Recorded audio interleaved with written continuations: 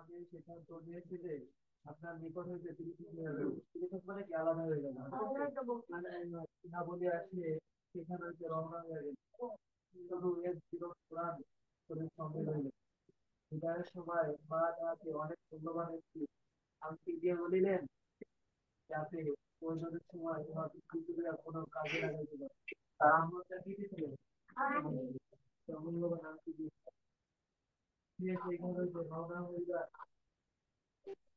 সেইখান থেকে রওনা হইয়া মাত্র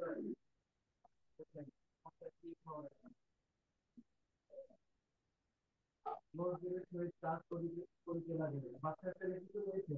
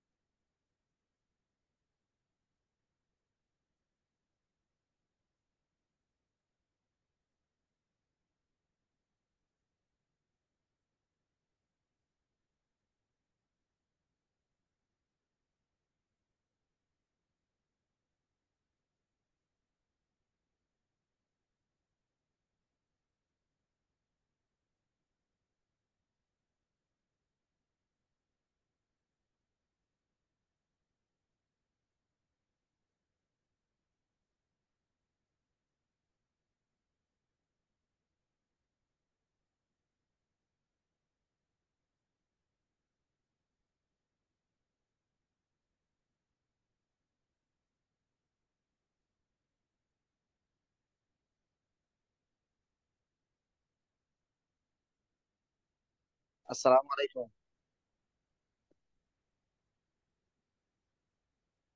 নাসিরুদ্দিন ভাই, ভাই কত নাম্বার শেয়ার পর্যন্ত গেছে কেউ কি বলতে পারেন? মোহাম্মদ। কত নাম্বার শেয়ার পর্যন্ত পড়াইছে?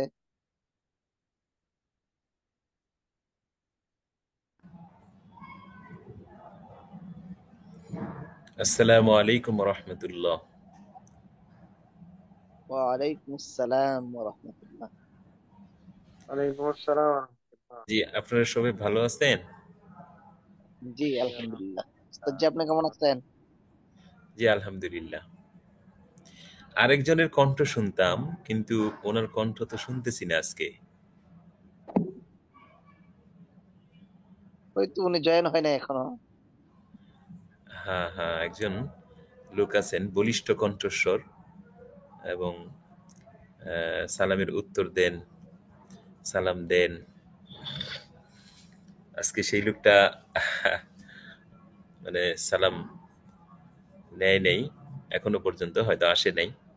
তো আমরা আশা করব যে অতি সত্বর তিনি জয়েন করে ফেলবেন। তো আজকে তো আফজাল বৃহস্পতিবার। জি, কি বলতেছিলেন? বলছি, আফজাল ভাই সম্ভবত সালামের উত্তর নেই। জি জি জি, হতে পারে। তো আমার আওয়াজ কি পরিষ্কার হয়? জি। জি জি। আচ্ছা, আজকে তো বৃহস্পতিবার। তো আমরা একটা গুরুত্বপূর্ণ বিষয় নিয়ে আপনাদের সামনে মহাজারা পেশ করতে চাই। সেটা হইল যে আমরা ফতোয়া কিভাবে লিখব। এটা একটা গুরুত্বপূর্ণ বিষয়। আমরা যারা দারুল ইফতায় ভর্তি হইলাম, তো মোতালা তো অনেক করব এবং আহ, উস্তাদদের সঙ্গেও আমরা অনেক বেশি পরামর্শ করব। তো এরপরেও যখন আমরা ফতোয়া তামরিন শুরু করব, তখন আমাদের কি কি বিষয় জেহেনে রাখতে হবে, বা আমরা আমাদের উস্তাদদের কাছ থেকে কি কি দিক নির্দেশনা পেলাম, বা উস্তাদরা আমাদেরকে কিভাবে পরামর্শ দিয়েছেন যে ফতোয়া তামরিনের ক্ষেত্রে তোমার কি কি প্রস্তুতি নিতে হবে। তো এই সম্পর্কে আপনাদের সামনে কয়েকটা গুরুত্বপূর্ণ বিষয় উপস্থাপন করব ইনশা আল্লাহ। তো প্রথমে আপনাদেরকে একটা জিনিস বলি যে ফতোয়া লেখা আর কিতাব মোতালা করা, তো এই দুইটা ভিন্ন ভিন্ন জগৎ। যেমন অনেক ছাত্র এমন আছে যে কিতাব অনেক সুন্দর বুঝে, আরবি আবারত বুঝে, কিন্তু ওই বিষয়টা সাধারণ মানুষের সামনে সহজ ভাষায় উপস্থাপন করার যে মালাকা যোগ্যতা, এটা তার থাকে না। যার ফলে সে কিতাব অনেক সুন্দর বুঝে এবং এবারতও খুব সুন্দর পারে, তাকরারের মধ্যেও ভালো বুঝাইতে পারে, কিন্তু এই ফতোয়া লেখার ক্ষেত্রে উনি প্যাচ লাগাই দেন, অথবা ফতোয়া লেখার ক্ষেত্রে উনি কিং কর্তব্য বিমূঢ় হয়ে যান। কিভাবে লিখবে, কিভাবে লিখবে না, বা ওনার লেখাটা তেমন একটা আকর্ষণীয় হয় না, বা মানুষে যে ভাষায় সহজভাবে গ্রহণ করবে ওই ভাষায় উনি লিখতে পারেন না। এটা অনেক সময় হয়। আবার অনেক সময় এরকম দেখা যায় যে একটা ছাত্র কিতাব হয়তো ভালো করে বুঝে না, অথবা অবরোধ করতে পারে না, বা হয়তো এই লাইনে সময় সে কম দিছে, কিন্তু এই লেখালেখির জগতে তার আলাদাভাবে নলেজ থাকার কারণে তার মনের মধ্যে যে আহ, মহাজারা হচ্ছে। জি জি, মহাজারা হচ্ছে, মনের মধ্যে যে সমস্ত কথা লুকিয়ে থাকে, তো এই সমস্ত কথা সে জনগণের সামনে খুব সহজ ভাষায় উপস্থাপন করতে পারে এবং তার কথাগুলো সাধারণ মানুষ খুব সহজে বুঝতে পারে। তো এই জন্য বলতেছি যে ফতোয়া লেখা এক জিনিস, আর কিতাব মোতালা করা বা কিতাব বোঝা ওইটা ভিন্ন জিনিস। তো যে ছাত্রের মধ্যে এই দুইটা জিনিসের সমন্বয় ঘটবে, অর্থাৎ কিতাবও সে ভালো বুঝে, আবার সে জনগণের সামনে সেই বিষয়টা সহজ ভাষায়, সাবলীল ভাষায় উপস্থাপন করতে পারে এবং জনগণ তাকে বুঝতে পারে, জনগণের ভাষাও সে বুঝে এবং তার ভাষাও জনগণ বুঝতে পারে। তো এই দুইটা গুণের যদি সমন্বয় ঘটে তাহলে তো নূরুন আলা নূর, এটা সোনাই সোহাগা। তো আল্লাহ তাআলা আমাদেরকে এই দুইটা গুণ একত্র করার তৌফিক দান করুন এবং আল্লাহ তাআলা আমাদেরকে দুটা গুণ একসাথে অর্জন করার তৌফিক দান করুন। আমিন। তো প্রথম যে বিষয়টা, আপনি যখন ফতোয়া লিখতে যাবেন, প্রথমে তো মোতালার পরিধি যত পারবেন বৃদ্ধি করবেন, বাড়াবেন। এরপরে যখন আপনাকে আপনার প্রতিষ্ঠান থেকে যখন ফতোয়া লেখার জন্য অনুমতি দেওয়া হবে, যেমন আপনার নেগরান উস্তাদ অথবা আপনার ফতোয়া বিভাগের যিনি প্রধান, উনি যদি আপনাদেরকে বলেন যে অমুক তারিখ থেকে আপনারা ফতোয়া তামরিন করতে পারবেন, তো সেখানে প্রথম যে বিষয়টা সেটা হইল যে বড় একটা রেজিস্ট্রি খাতা সংগ্রহ করা। বড় একটা রেজিস্ট্রি খাতা সংগ্রহ করা। আমরা আমাদের দারুল ইফতায় প্রায় প্রথম বর্ষ দ্বিতীয় বর্ষ মিলে প্রায় 100-র উপরে ছাত্র আছে। তো আমরা যে বিষয়গুলো তাদের সামনে উপস্থাপন করি, প্রথমে হইল বড় একটা রেজিস্টার খাতা তৈরি করা।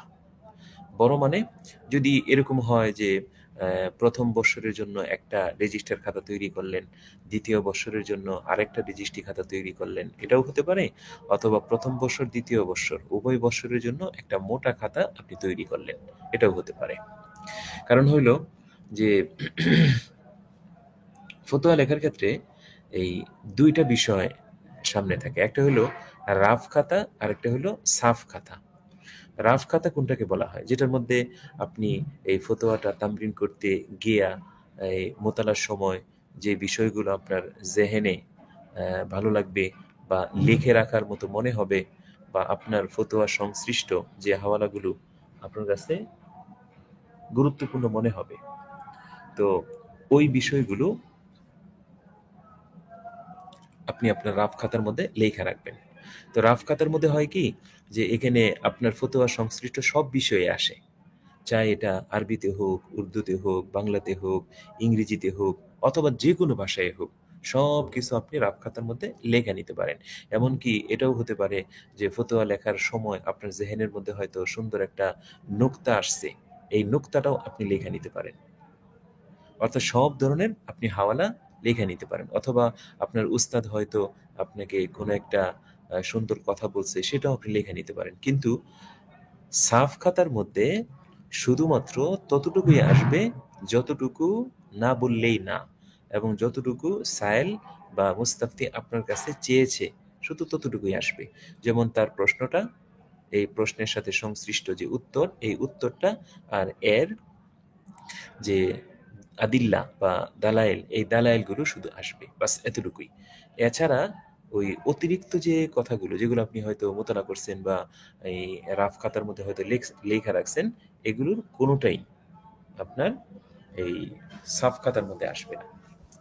তো এই রাফ খাতা এটা অনেক বড় হলে একটা সুবিধা হলো এই যে আপনি যদি একবার একটা মাসলা 2 দিন 3 দিন লাগিয়ে যদি আপনি এটাকে যদি জব্দ করেন, আয়ত্ত করেন, রেফারেন্সগুলো খুলে আপনি যদি দেখেন এবং এটা যদি আপনি সংরক্ষণ করেন রেজিস্টার খাতার মধ্যে, তাহলে পরবর্তীতে এই ধরনের কোনো মাসলা যদি আপনাকে দেয়া হয় তাহলে এটার জন্য নতুন করে আর আপনার মেহনত করতে হবে না। আগে যে মেহনত করছিলেন ওই বিষয়ের সাথে সংশ্লিষ্ট হইলে আপনি ওই রেফারেন্সগুলো দেখলেই এই নতুন এই প্রশ্নটা আপনি সমাধান করে নিতে পারবেন। আর যদি এমন হয় যে আপনি একটা আলাদা একটা পৃষ্ঠার মধ্যে আপনি খুব তাহকিক করলেন, খুব লেখা রাখলেন, কিন্তু এই পৃষ্ঠাটা তো আপনি হেফাজত করবেন না, বা হেফাজত করাটাও অনেক সময় কঠিন হয়ে যায়, তো এটা যদি হারায় যায় তাহলে কেমন যেন আপনার এলেমটাই হারায় গেল। এই জন্য এই বিচ্ছিন্ন পৃষ্ঠার মধ্যে বা আলাদা একটা পৃষ্ঠার মধ্যে আপনি যে তাহকিক করবেন, তো এই তাহকিক কিন্তু থাকবে না আপনার। তো আপনার তাহকিকটা তো অত্যন্ত দামি জিনিস, আপনার মেহনতটা যদি আপনার কাছে দামি হয় তাহলে এটা আপনি সংরক্ষণের হেফাজত এবং হেফাজতের দায়িত্ব নেবেন, যাতে এটা পরবর্তীতে আপনার এই ধরনের কোনো ফতোয়া আসলে আপনার যেন নতুন করে আর মেহনত করতে না হয়, বাস ওই আগের মেহনতই নতুন বিষয়টাকে সমাধানের জন্য কাজে লাগে। এটা একটা বিষয়। তো বড় রেজিস্টার খাতা আপনার সংগ্রহ করা। আরেকটা বিষয় হইল যে প্রথম বৎসর শুধু উস্তাদের দেয়া মশলাগুলি হল করা। প্রথম বৎসর বা মনে করেন যদি 1 বছরের ফতোয়ার কোর্স হয়, তাহলে সেই ক্ষেত্রে দেখতে হবে যে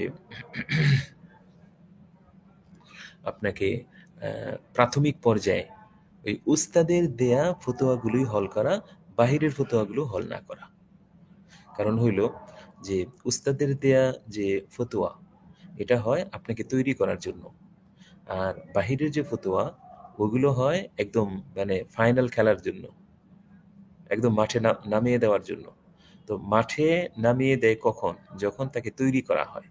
এখন আপনি তো মাত্র তৈরি করতেছেন নিজেকে, আপনি প্র্যাকটিস করতেছেন। তো এখনো পর্যন্ত প্র্যাকটিস যদি আপনার পূর্ণ না হয়, তাহলে ফাইনাল খেলার মধ্যে যদি আপনাকে নামিয়ে দেওয়া হয়, তাহলে আপনি কিন্তু আপনার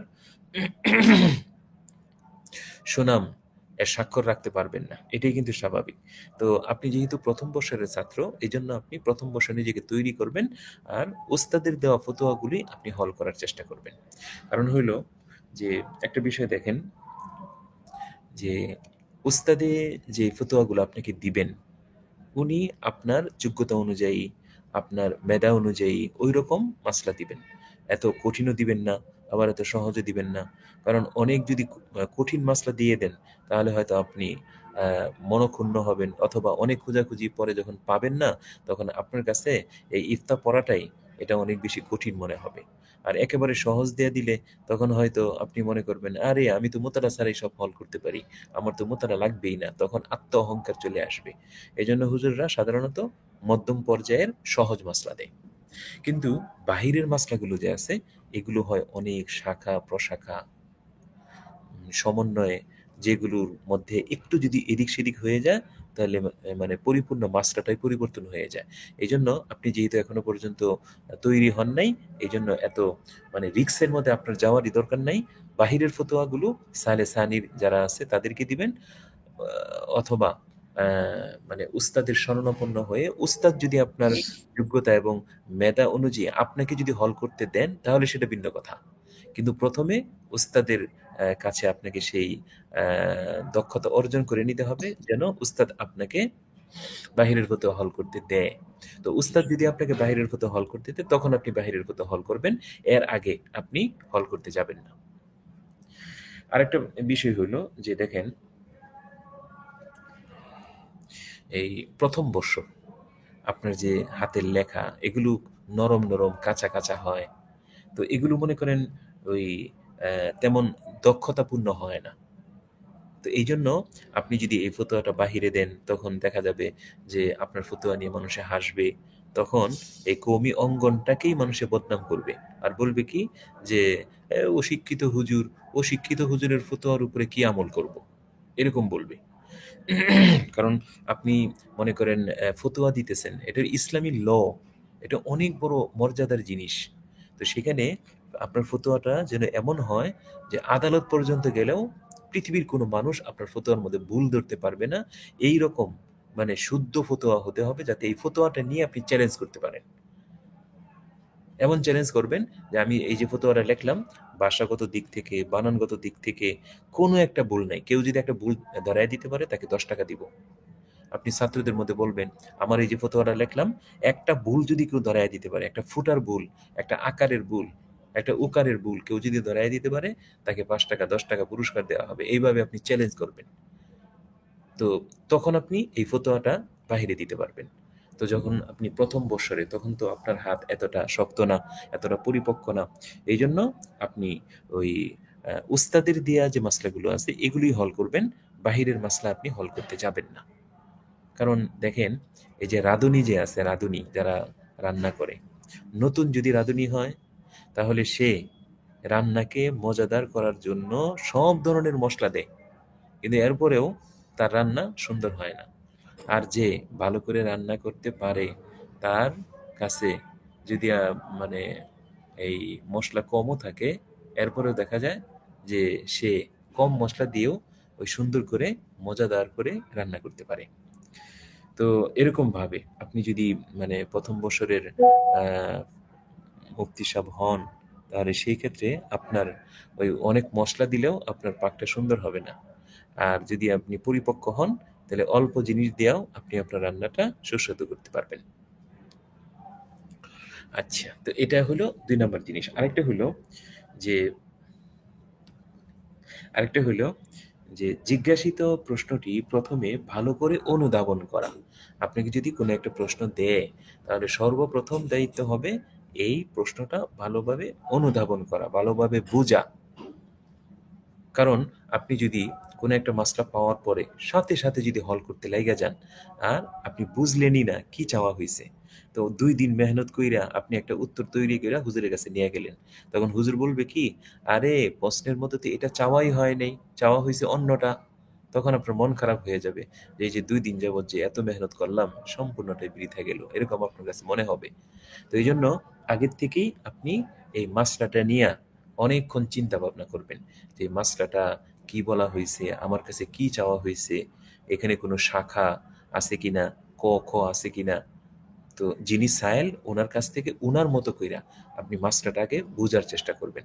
শোনেন, মাসলা বুঝা এটা অর্ধেক উত্তরের সমান। প্রথমে যদি আপনি মাসলাটা বুঝতে পারেন তখন উত্তর দেওয়া আপনার জন্য একদম সহজ হয়ে যাবে। আর যদি আপনি মানে প্রশ্নটাই বুঝতে না পারেন যে কি চাওয়া হয়েছে আপনার কাছে, তাহলে সেই ক্ষেত্রে উত্তর লিখতে আপনাদের অনেক কষ্ট হবে এবং আপনি মানজিলে মাকসুদ পর্যন্ত বুঝতে পারবেন না। তো এই জন্য ৩ নম্বর হইল যে প্রথমে আপনার এই প্রশ্নটার দ্বারা উদ্দেশ্য কি এটা সায়েলের কাছ থেকে বুঝে নেওয়া, অথবা প্রথম বছর যদি আপনাকে আপনার নেগরান উস্তাদ মাসলা দেন, তাহলে সেই ক্ষেত্রে ওই উস্তাদের কাছ থেকেই এই মাসলাটা ভালোভাবে বুঝে নেওয়া, যাতে পরবর্তীতে কেউ এই কথা বলতে না পারে যে না এটা তো আমার উদ্দেশ্য ছিল না, এরকম যেন কেউ বলতে না পারে। আচ্ছা, এরপরে যেটা অনেকটাই গুরুত্বপূর্ণ যে এই যে প্রশ্ন আপনি হল যে করবেন, এখানে একটা বিষয়, প্রশ্ন যে আপনি হল করবেন, প্রশ্ন সম্পর্কে আপনি সায়েলকে জিজ্ঞেস করবেন। তো সেখানে কিন্তু আপনি আপনার মতো করে জিজ্ঞেস করবেন না। যে আপনার উদ্দেশ্য কি এটা? আপনি কি এটা জানতে চাইছেন? এরকম আপনার মতো করে আপনি তাকে জিজ্ঞেস করবেন না। বরং তাকে আপনি বলবেন, "ভাই আপনার উদ্দেশ্যটা কি?" আপনি আপনার ভাষায় বলেন। দেখবেন অভিজ্ঞ ডাক্তার কে হয়? কোনো রোগী যদি তার কাছে যায়, তাহলে ডাক্তার কিন্তু এই কথা বলে না, "আপনার পেটে ব্যথা, আপনার ডান সাইডে ব্যথা না বাম সাইডে ব্যথা?" এরকম কিন্তু ডাক্তার নিজের থেকে বলা শুরু করে না। বরং রুগীকে বলে, "আপনার কি, কি সমস্যা বলেন।" তখন রুগী নিজের মতো করে নিজের ভাষায় সে বলতে থাকে। তখন ঐখান থেকে ডাক্তারে তার রোগটা নির্ণয় করার চেষ্টা করে। আর যদি আগেই ডাক্তারে বলা শুরু করে দেয়, "আপনার পেটে ব্যথা? হ্যাঁ। ডান সাইডে না বাম সাইডে? বাম সাইডে? হ্যাঁ। আপনার এই ব্যথা? হ্যাঁ।" তাহলে বোঝা গেল যে এই ডাক্তার নিজের আগের থেকে তৈরি করা যে ঔষধ, ওই ঔষধ বিক্রি করার জন্য বসছে।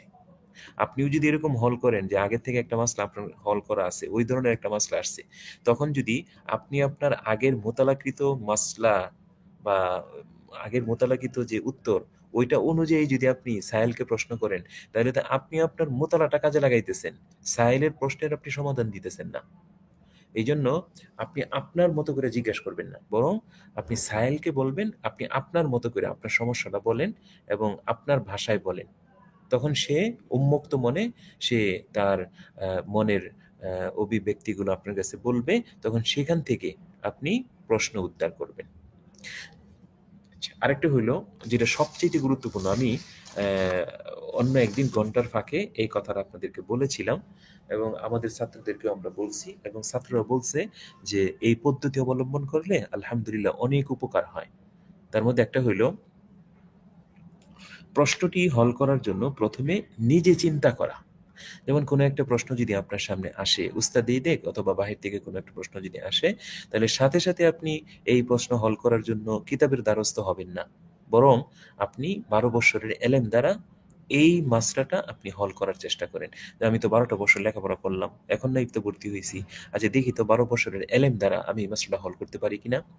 আপনি এই কোরআন, হাদিস, ফিকহ, ইজমা, কিয়াস এগুলোর মাধ্যমে আপনি এগুলো হল করার চেষ্টা করবেন। তো মাসলাটা হল হয়তো আপনার দৃষ্টিতে হয়তো জায়েজ মনে হবে অথবা নাজায়েজ মনে হবে। যদি জায়েজ মনে হয় তাহলে আপনি নিজের পক্ষ থেকে দলিল দেন। জায়েজের কি, কি দলিল হতে পারে? এই দলিল। আর যদি নাজায়েজ হয় তাহলে আপনি খাতার মধ্যে লেখা রাখেন যে নাজায়েজ এটার দলিল হইল এই। এইভাবে জায়েজ হইলেও দলিল লিখে রাখবেন, নাজায়েজ হইলেও দলিল লিখে রাখবেন। এরপরে আপনি চোখ বন্ধ করে চিন্তা করেন যে আমার এই জবাবটা ঠিক হইল কিনা, ঠিক হইলে কেন, না হইলে কেন, এরকম চিন্তা ভাবনা কইরা আপনি একটা সিদ্ধান্তে পৌঁছা যাবেন। পৌঁছার পরে এরপরে আপনি কিতাব দেখবেন। কিতাব দেখার পরে দুই অবস্থা, হয়তো কিতাবের সঙ্গে মিলবে অথবা মিলবে না। মিলবে না এটাই স্বাভাবিক। তো যখন মিলবে না তখন মানে আপনি বলছেন জায়েজ, জায়েজের পক্ষে দলিলও আপনি খাতার মধ্যে সাজায় রাখছেন, পরে কিতাবে দেখছেন কিতাবওয়ালা নাজায়েজ লিখছে আর সেখানে নাজায়েজের কারণও আছে। তখন আপনি এই দুইটা জবাবের মধ্যে আপনি পর্যবেক্ষণ করবেন যে আমি যে জায়েজ বললাম, আমি কেন জায়েজ বললাম, আর উনি যে নাজায়েজ বলতেছেন, কেন উনি নাজায়েজ বলতেছেন। আমার চিন্তা আর লেখকের চিন্তার মধ্যে ব্যবধানটা কোথায়, এটা আপনি চিন্তা করে বের করবেন। তো বের করার পরে তখন মনে হবে যে হ্যাঁ আসলেই এটা ওইভাবে চিন্তা করা দরকার ছিল যেভাবে লেখক চিন্তা চিন্তা করছেন। আমি যেভাবে চিন্তা করছি এইভাবে চিন্তা করাটা আসলে ঠিক হয়নি, এটা আপনি তখন বুঝতে পারবেন। তো এরকম দেখবেন যে হয়তো 10টা মাসলা আপনি চিন্তা করছেন, 10টা মাসলার মধ্যে হয়তো একটাও আপনার সঙ্গে মিলে নাই। এতে আপনার মন খারাপের কিচ্ছু নাই। আপনি মনকে সান্ত্বনা দিবেন যে হ্যাঁ আমি এভাবেই আগাতে থাকবো, দেখি আমার তুরক্কি হয় কিনা। পরে একসময় এরকম মনে হবে যে ওই 8টা 9টা 10টা মাসলা আপনি হল করছেন, একটা মিলছে বাকি 9টা মিলে নাই। এভাবে মেহনত করতে করতে একসময় দেখা যাবে 2টা মিলছে 8টা মিলে নাই, পরে দেখবেন 3টা মিলছে, পরে দেখবেন 5টা মিলছে, পরে দেখবেন 10টাই মিলে গেছে। সম্পূর্ণ 10টা থেকে 10টাই মিলে গেছে। মানে আপনার সমঝ, আপনার বুঝ আর লেখকের বুঝ একেবারে অঙ্কের ফলাফলের মতো মিলে যাবে। পরে অনেক সময় যোগ্যতা এমন হবে যে আপনি এই মাস্টারটা নিয়ে চিন্তা করছেন, লেখকও এই মাস্টারটা নিয়ে চিন্তা করছে, পরে আপনি একটা তৈরি করছেন, লেখক আরেকটা উত্তর তৈরি করছে, পরে মিলাইতে গেলে দেখবেন আপনার একটা হয়েছে আর লেখকের আরেকটা হয়েছে। তখন আপনার কাছে মনে হবে আমি যেটা বলছি এটাই সঠিক, লেখক যেটা বলছেন ওটা বেঠিক। পরে অন্যান্য কিতাব খুঁজে দেখবেন আসলেই আপনারটাই সঠিক, লেখকেরটাই বেঠিক। এরকম পর্যায়ে যখন পৌঁছে যাবেন তখন মনে হবে যে হ্যাঁ আপনি ফতোয়া দেওয়ার যোগ্য। তো এইভাবে যদি আপনি মেহনত করেন তাহলে আপনার মেহনতটা কাজে লাগবে এবং আপনার মধ্যে ফিকহি মালাকা তৈরি হবে।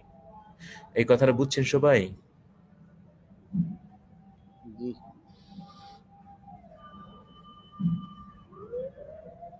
বুঝছেন সবাই?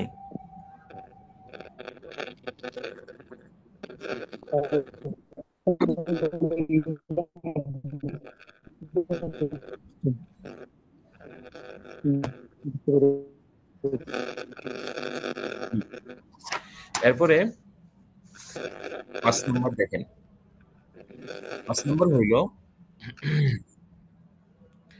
প্রথমে আপনি এই আরবি কিতাব দেখে হল করার চেষ্টা করা। প্রথমে তো আপনি এইভাবে ব্যক্তিগতভাবে চিন্তা টিন্তা করলেন, করার পরে তারপরে আপনি একটা সমাধানে পৌঁছলেন, এরপরে আপনি কিতাব থেকে মাসলাটা হল করবেন। তো প্রথমেই আপনি বাংলা কিতাব দেখবেন না বা প্রথমে আপনি উর্দু কিতাব দেখবেন না, কারণ বাংলা এবং উর্দু কিতাবের মধ্যে আপনি যেহেতু বাংলা ভাষাভাষী, সুতরাং আপনার প্রশ্নের উত্তর বাংলা এবং উর্দু কিতাবের মধ্যে সহজে পেয়ে যাবেন। তো সহজে যদি পেয়ে যান তাহলে আর মানুষ কিন্তু ওই কঠিন যেটা সেটার দিকে কিন্তু যায় না। তো এই জন্য প্রথমে আপনি আরবি কিতাব দেখে হল করার চেষ্টা করবেন। আরবি কিতাব দেখে হল করাটা এটা কিন্তু একটু মানে বাংলা এবং উর্দু কিতাব দেখে হল করার তুলনায় একটু জটিল এবং একটু কঠিন। তো এই জন্য প্রথমে আপনি আরবি কিতাব দেখে হল করার চেষ্টা করবেন। আর আরেকটা বিষয়, আমরা অনেক সময় এরকম করি যে এই যে উর্দু কিতাবের মধ্যে বিভিন্ন আরবি কিতাবের হাওয়ালা থাকে, নিচে দেওয়া থাকে। এমনি ভাবে বাংলা কিতাব, এই বাংলা কিতাবের নিচে অনেক হাওয়ালা দেওয়া থাকে। তো আমরা কি করি, ওই নিজেরা আরবি কিতাব খুঁজে বের করি না, বরং ওই যে উর্দু কিতাবের হাওয়ালার মধ্যে যে আরবি কিতাবের রেফারেন্স দেওয়া, তো ওইগুলো আমরা সরাসরি সাফ ফতোয়ার মধ্যে উঠায় দেই।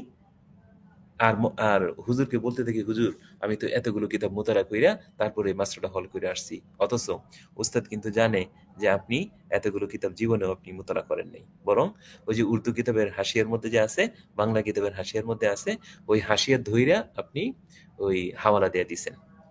আচ্ছা, এই অবস্থায় যদি আপনি এই ফতোয়াটা নিয়ে হুজুরের কাছে যান, যাওয়ার পরে হুজুর যদি আপনার ব্যাপারে সন্দেহ করে যে আপনি হয়তো এতগুলো কিতাব দেখেন নাই, বরং অন্য কিতাবে লেখা আছে ওটা দেখে আপনি উঠাই দিছেন, তখন যদি হুজুর আপনাকে বলে যে এই যে এখানে যে আপনি ফতোয়ে স্বামীর রেফারেন্স দিছেন, আচ্ছা কত নম্বর খণ্ড এত, কত নম্বর পৃষ্ঠা এত, আচ্ছা আপনি ফতোয়ে স্বামীরে নিয়ে আসেন, তখন কিন্তু আপনি বিপদে পড়ে যাবেন। কারণ ওই উর্দু কিতাবের হাসিয়ার মধ্যে ফতোয়ে স্বামীর যে হাওয়ালাটা আছে, এই হাওয়ালাটা কিন্তু আপনার দারুল ইফতাহি যে ফতোয়ে স্বামী আছে ওইটার সঙ্গে নাও মিলতে পারে। যদি না মিলে, তখন কিন্তু আপনি একটা বিপদে পড়ে যাবেন। তখন কিন্তু আপনি 2 ঘন্টা 3 ঘন্টা লাগায়াও এই রেফারেন্স অনুযায়ী আপনি ফতোয়ে স্বামী হাজির করতে পারবেন না। তখনই কিন্তু আপনি হাসির খোরাক হবেন, সবাই আপনাকে নিয়ে হাসবে। আর এটা কিন্তু এই নিয়মও না। কারণ অন্য এক কিতাবের মধ্যে ফতোয়ে স্বামীর কথা বলা আছে, আপনি অন্ধবিশ্বাসী হইয়া ওই কিতাবের আপনি হাওয়ালা দিয়ে দিলেন। এরকমও তো হতে পারে যে উনি হয়তো ফতোয়ে স্বামীর সেই হাওয়ালা দেওয়ার ক্ষেত্রে ভুল করছেন। তো উনি যদি ভুল করে থাকেন, তাহলে আপনিও তো পরে শেষে ভুল করবেন। তো এই জন্য বলা হয়েছে যে প্রথমে আরবি কিতাব দেখা, এবং আরবি কিতাব দেখার ক্ষেত্রে উর্দুর হাওয়ালা বা ওই বাংলার হাওয়ালা দেখা ওই রেফারেন্স দেওয়া, এটা কিন্তু চরম নির্বুদ্ধিতা। এরকম কখনোই করবেন না, বরং নিজে এটা দেখবেন, দেখার পরে তারপরে আপনি এটা হল করার চেষ্টা করবেন। আচ্ছা, আরেকটা বিষয় হলো এই কয়টা কিতাবের হাওলা দিবেন, এটা আপনার নেগরান উস্তাদ কিন্তু বলে দিবেন যে আরবি এই কয়টা কিতাবের হাওলা থাকতে হবে, উর্দু এই কয়টা কিতাবের হাওলা থাকতে হবে, এরকম বলে দেন। যেমন আমাদের এখানে বলা হয় যে কমপক্ষে 2টা আরবি কিতাবের হাওয়ালা, নির্ভরযোগ্য আরবি 2টা কিতাবের হাওয়ালা, আর অন্ততপক্ষে একটা উর্দু কিতাবের হাওয়ালা। এই 3টা কিতাব, 2টা হলো আরবি, একটা হলো উর্দু, এই 3টা কিতাবের রেফারেন্স অবশ্যই অবশ্যই দিতে হবে। যদি না দেয়, তাহলে সেই ক্ষেত্রে এই ফতোয়া সাইন হবে না, এরকম বলে দেওয়া হয়। অনেক দারুল ইফতায় 5টার কথা বলা হয়, অনেক দারুল ইফতায় 4টা কথা বলা হয়। তো আমাদের এখানে 3টা বলা হয়, যে 2টা হলো আরবি কিতাবের আর একটা হলো উর্দু কিতাবের, এরকম দিতেই হবে। আচ্ছা, আরেকটা হইলো যে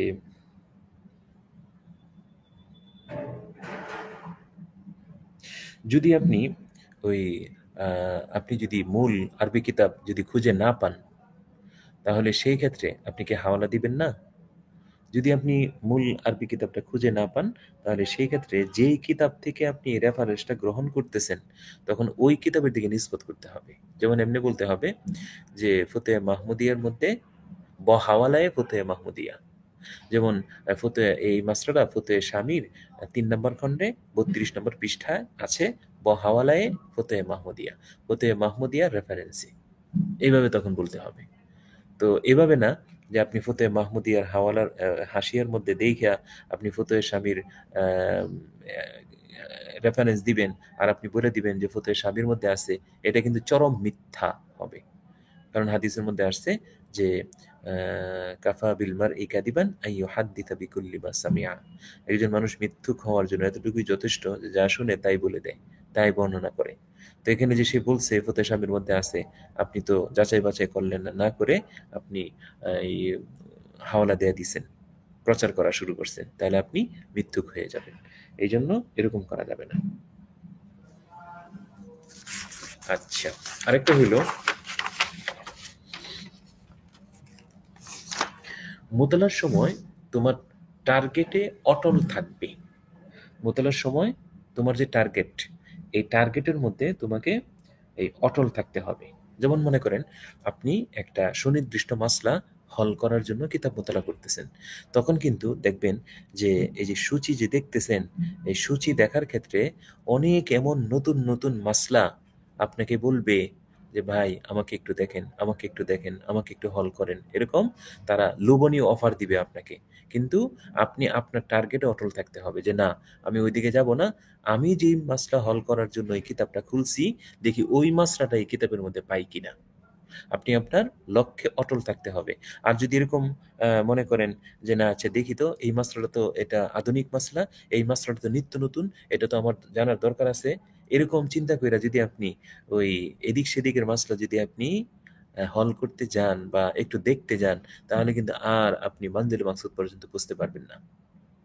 হ্যাঁ, এটা হতে পারে যে ওই নিত্য নতুন যে মাসলাগুলো আপনাকে দাওয়াত দিতেছে যে আমাকে দেখেন, আমাকে দেখেন, তখন আপনি তাদেরকে এই বলে সান্ত্বনা দিতে পারেন, ঠিক আছে, আমি আপনার রেফারেন্সটা খাতার মধ্যে লেখা রাখলাম, পরবর্তীতে আমার যখন সময় হবে তখন আমি এই মাসলাটা দেখে নিব। এভাবে তাকে আপনি সান্ত্বনা দিবেন। কিন্তু তার দাওয়াত যদি সাথে সাথে আপনি যদি রক্ষা করেন, তাহলে কিন্তু আপনি মানজিল মাকসুদ পর্যন্ত কখনোই বুঝতে পারবেন না। এই জন্য বলা হয় যে আপনার যে টার্গেট, এটা বাঘের টার্গেট রাখতে হবে। দেখবেন বাঘ কিন্তু এই শিকার যে করে, সিংহ শিকার যে করে, একটা জিনিস খেয়াল করবেন যে অনেকগুলো হরিণ আছে, সে পাশে শুয়ে থাকে, মনে করেন একটা ঝোপ, একটা জঙ্গল বা একটা গাছের আড়ালে সে বৈশা থাকে, বৈশা থাইকা প্রথমে এই হাজার হাজার যে হরিণ, এগুলোর থেকে যে কোনো একটাকে সে প্রথমে নির্বাচন করে যে এই হরিণটাই আমি ধরবো। প্রথমে সে একটা চয়েস করে, চয়েস করার পরে তারপরে ওই হরিণটার পিছনে সে দৌড় দেয়। দেখা যায় যে এর আশেপাশে অনেক হরিণ তার কাছে, কিন্তু সে ওইদিকে তাকায় না, বরং সে যেটা টার্গেট করে বাস ওইটার পিছনে সে ছুটে, এবং যতই কষ্ট হোক ওইটাকে সে ধইরা ছাড়ে।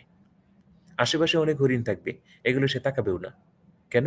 কারণ এটা তার টার্গেট না, তার টার্গেট যেটা এটাই সে ধরবে। এরপরে বলা হয় যে বাঘ যতটুকু লাফ দেয়, হরিণ কিন্তু এক হাত বেশি লাফ দেয়, কিন্তু এরপরেও বাঘ ধরে ফেলে কেন? কারণ হইল যে হরিণ লাফ দেওয়ার পরে পিছনের দিকে তাকায় দেখে যে বাঘ কতটুকু আসলো, কিন্তু বাঘ কিন্তু এই পিছনে তাকায় না, বরং সে তার লক্ষ্যে অটুট থাকে। এই জন্য এই হরিণের এক হাত বেশি মানে লাফ দেওয়ার শক্তি থাকলেও, সামর্থ্য থাকলেও সে বাঘের হাতে ধরা দেয়। তো আপনার টার্গেটের ক্ষেত্রেও আপনার বাঘের মতো হতে হবে, অর্থাৎ আমার যেটা টার্গেট আমি ওইটাই হল করব। আশেপাশে অনেক হরিণ থাকবে, এগুলো আপনি ফিরেও তাকাবেন না। যদি তাকান তাহলে কিন্তু আপনার সময় ওখানেই শেষ হয়ে যাবে, আপনি মানজিল মাকসুদ পর্যন্ত বুঝতে পারবেন না। আচ্ছা, আরেকটা হইল যে একাধিক কিতাব দেখে তা নিয়ে ভালো ছাত্র বা উস্তাদের সঙ্গে আলোচনা করা। যেমন আপনি একটা মাসলা হল করার জন্য আপনি ৩টা ৪টা ৫টা কিতাব দেখছেন।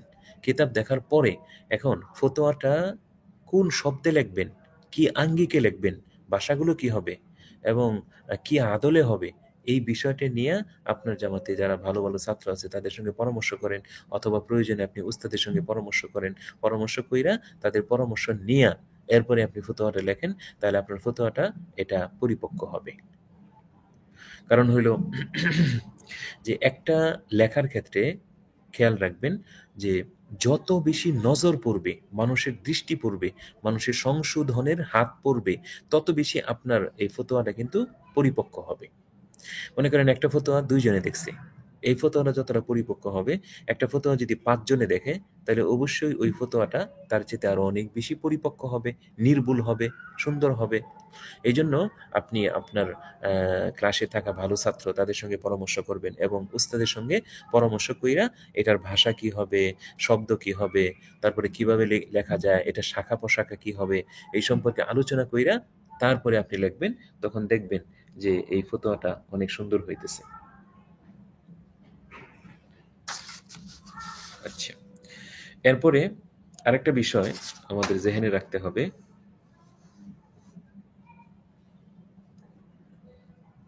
যে প্রশ্নে যদি একাধিক অংশ থাকে তাহলে সব কয়টার দলিল উল্লেখ করা।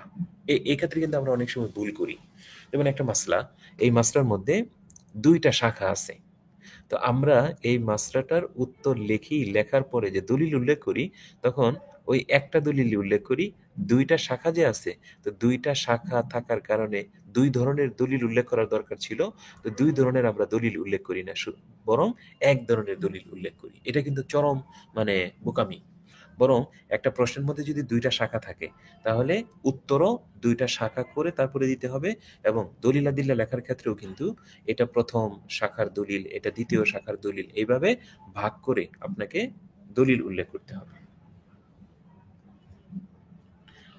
আচ্ছা, এরপরে আরেকটা বিষয় দেখেন যে প্রতিটি ফতোয়া হল করার জন্য একটা সময় নির্দিষ্ট করে নেয়া। যেমন মনে করেন কোনো দারুল ইফতা হয়তো এরকম হয় যে প্রত্যেক মানে ইফতার ছাত্রদেরকে প্রতিদিন 3টা ফতোয়া হল করার জন্য দায়িত্ব দেওয়া হয়, অথবা প্রতিদিন 4টা ফতোয়া হল করার জন্য দায়িত্ব দেওয়া হয়। তো এরকম যদি আপনার বেলায় হয় যে প্রতিদিন আপনাকে 2টা ফতোয়া হল করতে হবে বা 3টা, তাহলে প্রত্যেকটার জন্য আলাদা আলাদা আপনি সময় ভাগ করে নেবেন, যে এটার জন্য 2 ঘন্টা, এটার জন্য 2 ঘন্টা, এটার জন্য 2 ঘন্টা, এইভাবে আপনি সময় ভাগ করে নেবেন। এখন একটার পিছনেই যদি আপনার 6 ঘন্টা চলে যায়, তাহলে বাকি সময় আপনি বা বাকি প্রশ্নটি নিয়ে আপনি কি করবেন? এই জন্য যদি মনে করেন ওই একাধিক ফতোয়া থাকে বা মাসলা থাকে, তাহলে প্রত্যেকটার জন্য আলাদা আলাদা আপনি সময় বেঁধে নেবেন। আরেকটা হলো যে এর জন্য আপনি নিজের উপরে চাপ সৃষ্টি করবেন। যেমন এরকম বলবেন যে সকালে নাস্তার আগে আমার এই ফতোয়াটা হল করব, যদি হল করতে না পারি তাহলে সকালে নাস্তা করব না। দুপুরের আগে আমার এই মাসলাটা হল করতে হবে, যদি হল করতে না পারি তাহলে দুপুরে খানা খাবো না।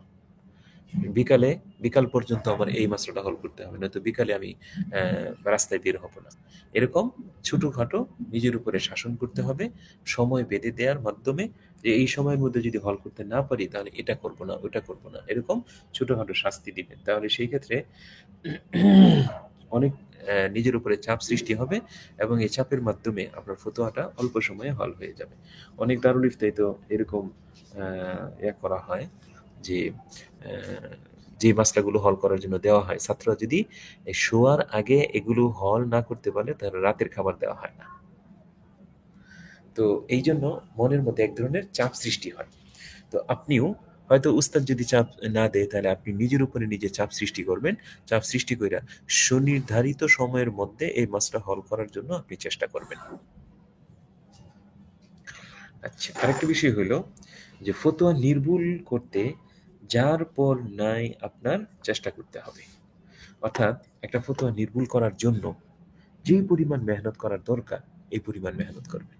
একটা হইল এই শব্দের গাঁথনি, বাংলা যে আপনি উত্তর লিখবেন, শব্দের গাঁথনি সুন্দর হইল কিনা, একটা শব্দের সঙ্গে আরেকটা শব্দ যে মিলাইতেছেন, এই মিলানোটা ঠিক আছে কিনা, বা বানানগতভাবে কোনো ভুল আছে কিনা, বা অনেক সময় ভাষাগতভাবে ভুল আছে কিনা, বা বর্তমান বানান আর আগের বানান কোনো ভুল আছে কিনা। তারপরে আপনি যে ওই রেফারেন্স দিতেছেন, এখানে আরবি আবারত নকল করার ক্ষেত্রে কোনো ভুল আছে কিনা। অর্থাৎ যার পর নাই যে পরিমাণ মেহনত করা দরকার, আপনি এটা সেই পরিমাণ মেহনত করবেন। অর্থাৎ এটা কোনো আদালতে গেলেও যেন আদালতের মানুষ আপনার এই ফতোয়াটা দেখা যেন বলে যে হ্যাঁ, এটা একজন শিক্ষিত ব্যক্তি লিখছে, এরকম যেন বলতে পারে। মানে স্বাভাবিকভাবে আপনি দেখেন, একজন সাধারণ মানুষের কাছে যদি আপনি একটা ফতোয়া লেখেন, আপনার লেখাই যদি এলোমেলো হয়, মক্তবের পোলাপানের মতো যদি আপনার লেখা হয়, তাহলে বলেন একজন শিক্ষিত মানুষ কখনোই কিন্তু আপনার এই ফতোয়াটা নিয়ে সে শান্তি অনুভব করবে না, বা এই ফতোয়াটার উপরে সে আমল করার আগ্রহ পাবে না। সে বলবে কি, আরে হুজুর তো অশিক্ষিত, হুজুরের তো লেখাই ঠিক না। আপনি শব্দ একটা বলছেন, এটা মনে করেন গ্রাম্য ভাষার শব্দ, তাহলে সেই ক্ষেত্রে বলবে কি, হুজুর তো গ্রাম্য মানুষ, কি বুঝে, সুতরাং সে আপনার ফতোয়ার প্রতি আগ্রহ দেখাবে না। তো এই জন্য আপনার লেখাটাও সুন্দর হতে হবে, তারপরে ভাষাটাও সুন্দর হতে হবে, এবং খুব সহজে যেন মানুষ গ্রহণ করার মতো এরকম লেখা থাকতে হবে, ভাষাও থাকতে হবে, শব্দের গাঁথনিও থাকতে হবে। এবং এর জন্য আপনার যতটুকু মেহনত করার দরকার, সর্বোচ্চ মেহনত আপনি এখানে করবেন। এরপরে দেখেন, এই যে যে বিষয়গুলো আপনার এখানে দেখতে হবে ফতোয়া লেখার ক্ষেত্রে, যেমন এই বানান ও ভাষারীতি ঠিক আছে কিনা, আঞ্চলিক এবং বোঝা যায় না এমন কঠিন শব্দ ব্যবহার করা হয়েছে কিনা, ফতোয়া মাসলাগতভাবে সঠিক হয়েছে কিনা, কোনো শর্ত বাদ পড়েছে কিনা, এই ফতোয়া দ্বারা সমাজে ভুল বুঝাবুঝির আশঙ্কা রয়েছে কিনা, অন্যান্য ফতোয়ার কিতাব বা দারুল ইফতার বিপরীত কিনা, এই ফতোয়াকে নিয়ে তুমি চ্যালেঞ্জ করতে পারবে কিনা, তোমার দারুল ইফতার সকল উস্তাদের সাইন গ্রহণ করা হয়েছে কিনা। এই সবগুলোর উত্তরে যদি তুমি দিলখুশ সমাধান দিতে পারো, তাহলে তোমার ফতোয়া পূর্ণ হলো, এখন তুমি তা বাহিরে দিতে পারো। তো এই সবগুলো প্রশ্নের উত্তরে যদি আপনি বলেন যে হ্যাঁ, এই সবগুলো হয়েছে, তখন আপনি এই ফতোয়াটা বাহিরে দিতে পারবেন। আচ্ছা, নাম্বার 11, প্রতিটি মাসলা উসুল ভিত্তিক জানা। এটা একটা গুরুত্বপূর্ণ পয়েন্ট। প্রত্যেকটা মাসলা উসুল ভিত্তিক জানা। এই যে আপনি যে মাসলাটা আপনি হল করতেছেন, আপনি কোরআন হাদিসের দলিল নিয়ে আসেন, কোনো অসুবিধা নাই, কিন্তু এই মাসলাটার যে উত্তরটা আপনি লেখছেন এটার কিন্তু অবশ্যই ফিকহি একটা মূলনীতি আছে। এই ফিকহি মূলনীতিটা জানার চেষ্টা করবেন এবং সেটা যদি পারেন তাহলে আপনি রেফারেন্সের মধ্যে উল্লেখ করে দিবেন। মনে রাখবেন যে উসুল ভিত্তিক যদি আপনি একটা মাসলা জানেন তাহলে একটা মাসলার মাধ্যমে আপনি শত শত মাসলা হল করতে পারবেন। আর যদি আপনি উসুল ভিত্তিক মাসলা না জেনে আপনি শুধু জুজি মাসলা আপনি পড়ে গেলেন, তাহলে সেই ক্ষেত্রে শত মাসলা পড়লেও একটা মাসলা মানে ইস্তেমবাদ করার মালাকা আপনার মধ্যে তৈরি হবে না। যেমন মনে করেন এই যে আমাদের যে দারুল উলুম দেওবন্দ, এখানে দেখবেন আমি মোতলা করছি, তো আমার কাছে যেটা মনে হয়েছে যে সুনির্দিষ্ট একটা উসুলের ভিত্তিতে উনি শত শত মাসলা লেখছেন। যেমন একটা মাসলা আছে যে ফাসেক ইমামের পিছনে একতেদা করা মাকরুহে তাহরিমি। এই যে একটা সূত্র, এই যে একটা মূলনীতি যে ফাসেক ইমামের পিছনে একতেদা করা মাকরুহে তাহরিমি, এটা এমন একটা মূল নীতি যে এটার উপরে হাজার হাজার মাসলা বের হবে। যেমন কেউ যদি প্রশ্ন করে যে ইমাম সাহেব দাড়ি কাটে, তার পিছনে একতেদা করা যাবে কিনা, ইমাম সাহেব টিভি দেখে, তার পিছনে একতেদা করা যাবে কিনা, ইমাম সাহেব সুদ খায়, একতেদা করা যাবে কিনা, ইমাম সাহেব এই বেপরদার সাথে টিউশনি করায়, তার পিছনে একতেদা করা যাবে কিনা, ইমাম সাহেব এই সুদি ব্যাংকের সাথে সম্পৃক্ত, এরকম হাজার হাজার মাসলা বের হবে এই একটা উসুলের উপর নির্ভর কইরা। সেটা হলো ফাসেক ইমামের পিছনে নামাজ পড়া মাকরুহে তাহরিম। আর ফাসেক কাকে বলা হয়? যে ব্যক্তি নাকি কবিরা গুনাহে লিপ্ত। তো এই দারুল উলুম দেওবন্দের মধ্যে এই একটা উসুলের ভিত্তিতে অনেকগুলো মাসলা উনি হল করছেন। তো এই জন্য আপনি এই যে এমদাদুল ফতোয়া যে আছে, এটা আপনি দেখবেন যে প্রত্যেকটা মাসলা যে মূল নীতি উসুল, এই উসুল নিয়ে সেখানে আলোচনা করা হয়েছে। এই জন্য আপনিও প্রত্যেকটা মাসলা তার যে উসুল আছে উসুল ভিত্তিক জানার চেষ্টা করবেন।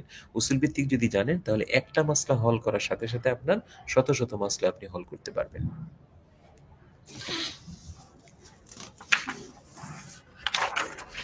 এরপরে আরেকটা বিষয় হইল, আপনি যদি ফতোয়া লিখতে চান তাহলে বিষয়ভিত্তিক রাসায়েল অধ্যয়ন করা। একটা জিনিস দেখেন যে অনেক সময় এমন বই থাকে যে বইয়ের মধ্যে সব বিষয় একসাথে জমা করা আছে। আবার অনেক সময় বিষয়ভিত্তিক রেসালা থাকে, যেমন এই নামাজের জন্য বিশেষ কিছু রেসালা আছে, জাকাতের জন্য বিশেষ কিছু রেসালা আছে। তো এই বিশেষ রেসালা বিশেষ বিষয়ের উপরে যেটা লেখা হয়, তো এটার আলাদা গুরুত্ব এই জন্য যে সেখানে সময় বেশি দেওয়া হয় এবং একটা বিষয়কে কেন্দ্র করে মোতালা বেশি করা হয়, যার ফলে ওই কিতাবের মধ্যে জুজি মাসলা বেশি থাকে এবং তাহকিকি মাসলা বেশি থাকে। পক্ষান্তরে যে কিতাবের মধ্যে সব ধরনের মাসলা জমা করা আছে সেখানে জুজি মাসলা কম থাকে এবং তাহকিকি মাসলা কম থাকে। তো এই জন্য এই বিষয়ভিত্তিক রাসায়েল অধ্যয়ন করা, যেমন মনে করেন বিভিন্ন মুফতিয়ানে কেরাম ওনারা এই ফতোয়ার বিভিন্ন ছোট ছোট রেসালা নামাজের বিষয়ে, জাকাতের বিষয়ে, হজের বিষয়ে, রোজার বিষয়ে লেখা থাকেন। তো সেই ক্ষেত্রে আপনি এই বিষয়ভিত্তিক রাসাইলগুলো আপনি অধ্যয়ন করবেন। যেমন বিশেষ করে আমাদের এই যে আহ, রিফাত কাসিমি সাহেবের মুদাল্লাল মোকাম্মাল মাসালার কিতাব আছে, যেমন মাসাইলে নামাজ, মাসাইলে হজ, মাসাইলে জাকাত। এই কিতাবগুলো আপনারা দেখছেন কিনা? জি উস্তাদ, যে আমার কাছে আছে জি ওস্তাদ জি। হ্যাঁ, আপনাকে খুঁজতেছিলাম। এই জি যে মাস্টার যে কথা বললেন, জি আফজাল আরেকজন, ভাইয়া জি আরেকজন যে কথা বললেন, জি ওস্তাদ জি আমি। হ্যাঁ হ্যাঁ, নাসির উদ্দিন সাহেব। আপনি আপনি মনে জি হয় ওস্তাদ জি। কি করে করছেন না? উম, না ওস্তাদ জি, শুরুতেই ছিলাম। না, কিন্তু আপনার কণ্ঠটা আমি শুনতে পারি নাই। আপনাকে অনেক শুরুতে মিস। ছিলাম কিন্তু ওই আমার এই আনমিউট করা ছিল তো, ফুল দেয়া সালাম দিতে গিয়ে আর সালামটা ওইভাবে পৌঁছে নাই। সেটাই, আপনার আওয়াজটাই খুঁজতেছিলাম। আচ্ছা, এই যে এই ফতোয়ার কিতাবগুলো আপনাদের দেখা হয়েছে কিনা, যে মাসাইলে নামাজ, মাসাইলে হজ, মাসাইলে জাকাত। আমার এগুলো মানে ওই দুইটা কিনা আছে, একটা কিনা আছে বাসায় আর একটা কিনা আছে মাদ্রাসায়। বিষয় ভিত্তিক আর কি, মাথা বিষয় হ্যাঁ, ভিত্তিক। বিষয়ভিত্তিক। জি, জি। এগুলো অনেক সুন্দর। কারণ আচ্ছা, আমি দেখছি, এর মধ্যে আমি 2-3 বার পড়ছি তরিকুল ইসলাম, এটা পুরোটা 2-3 বার রিভিশন করছি, আরো করতেছি যাতে পুরো মস্ত হয়ে যায়। হ্যাঁ, হ্যাঁ। আমার কাছে মানে একটা বাসায় আছে আর একটা মাদ্রাসায় আছে। যখনই আমার প্রয়োজন হয় তখন এই মাসলাগুলো আমি দেখি। সহজে মাসলাগুলো আমি পেয়ে যাই। জি জি। তো এই বিষয়ভিত্তিক রাসাইলগুলো অধ্যয়ন করা। আরেকটা বিষয় হইল যে দেখেন, বিভিন্ন দারুল ইফতার ফতোয়া সংগ্রহে রাখা। বিভিন্ন দারুল ইফতা থেকে আপনারা দেখবেন যে বিভিন্ন রেসালা বের হয় অথবা বিভিন্ন ফতোয়া গ্রন্থ বের হয়। যেমন আমাদের দারুল যাত্রাবাড়ি মাদ্রাসা থেকে নির্বাচিত ফতোয়া মাদানিয়া বের হয়েছে, এরপরে হাটহাজারী থেকে বের হয়েছে, বসুন্ধরা থেকে বের হয়েছে। তো প্রত্যেক দারুল ইফতা থেকে তাদের মানে স্বতন্ত্র যে সকল ফতোয়ার কিতাব বের করেছেন, তো তাদের এই কিতাবগুলো সংগ্রহ করা কেন জানেন? কারণ হলো প্রত্যেকটা দারুল ইফতার নিজস্ব কিছু স্বকীয়তা থাকে। তো এগুলো আপনার জানা এবং খেয়াল করা যে যাত্রাবাড়ি মাদ্রাসা দারুল ইফতার ফতোয়াগুলো কোন ধাঁচের হয়, তারপরে হাটহাজারী মাদ্রাসার ফতোয়াগুলো কোন ধাঁচের হয়, এগুলো জব্দ করা। এবং এগুলো যদি আপনার কাছে জব্দ থাকে তাহলে আপনি কোনো একটা মাসলা হল করার ক্ষেত্রে আপনি এটা বলতে পারবেন যে যাত্রাবাড়ি মাদ্রাসা থেকে এই ফতোয়া দেওয়া হয়, হাটহাজারী থেকে এই ফতোয়া দেওয়া হয়, বসুন্ধরা থেকে এই ফতোয়া দেওয়া হয়, এটা আপনি তুলনা করতে পারবেন। তো এতে আপনার মধ্যে এক ধরনের ফিকহি মালাকা তৈরি হবে। এজন্য বিভিন্ন দারুল ইফতার ফতোয়া সংগ্রহে রাখা। আচ্ছা, আমাদের ফরিদাবাদ মাদ্রাসা থেকে একটা ফতোয়ার কিতাব বের হয়েছে, কি জানেন? জামিউল ফতোয়া মনে হয় বাংলাতে।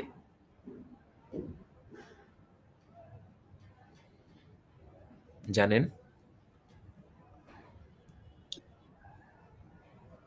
ওটা সংগ্রহ নেই, জানি বের হয়েছে কিন্তু ওটা সংগ্রহ নেই। হ্যাঁ, এটা আমার জানা আছে, ওটা মনে হয়। যাত্রাবাড়িটা ওদিনকে আমি নিয়ে আসছি, জি। তারপরে আরো কয়েকটা আছে। আচ্ছা, আরেকটা বিষয় আপনাদেরকে বলি। আমাদের যে আল কাউসার, হ্যাঁ, আল জি কাউসার কিন্তু এই যে প্রশ্ন উত্তর সমগ্র, সওয়াল জবাব সমগ্র, এরকম জি দুইটা দুইটা মোটা মোটা ভলিউমে বের হয়েছে। এটাও সংগ্রহ জি করতে পারেন আপনারা, আমার কাছে আছে, দুটোটাই আছে। তো এটাও সংগ্রহ করতে পারেন, ফাঁকে ফাঁকে মোতালা করবেন, তখন দেখবেন অনেক অনেক। আমার কাছে হাটহাজারীর অনেকগুলো আছে, হাটহাজারী যে মঈনুল ইসলামে বের হয় প্রশ্ন উত্তর, ওগুলো আমার কাছে অনেকগুলো আছে। হ্যাঁ, এগুলো তো মনে করেন ওই যে ইয়া হিসেবে মাসিক যে পত্রিকা, এটা তো হ্যাঁ, সংগ্রহ, মাসিক এটা আর কি। মাসিক পত্রিকা, এগুলো তো সংরক্ষণে তেমন একটা থাকতে চায় না। তারা যদি মানে একই ভলিউমে যদি ফতোয়াগুলো মানে মনাটবদ্ধ করেন, একটা কিতাবের মধ্যে যদি লেখা ছাপান, যেমন 5 খণ্ডের 7 খণ্ডের, ওইগুলো সংগ্রহ করলে এগুলো দীর্ঘদিন পর্যন্ত সংগ্রহে রাখা যায়। আচ্ছা, আমাদের এই ইনশাআল্লাহ। লালবাগ থেকে যে একটা ফতোয়ার কিতাব বের হয়েছে, এটা জানেন? ফতোয়া জামিয়া। জি জি, মুফতি আমিন ইসাব, ফতোয়া জামিয়া। আর ওই বসুন্ধরা থেকে তো ফতোয়া ফকিহুল মিল্লাত, এটা বের হয়েছে। আচ্ছা, জামিয়া রহমানিয়াতে একটা আছে। হ্যাঁ, জামে রহমানি ফতোয়া রহমানিয়া, এটা তো আছেই। সাথে সাথে মাসিক নিয়ামত বের হয়। জি কোন মাদ্রাসা থেকে বলেন তো? ফরিদাবাদ থেকে। ফরিদাবাদ। আর মঈনুল ইসলাম বের হয় হাটহাজারী মাদ্রাসা থেকে। তো এগুলো যদি আপনি মানে সংগ্রহ করেন তাহলে নিত্য নতুন অনেক মাসলা আপনার মানে হল হয়ে যাবে। এরপরে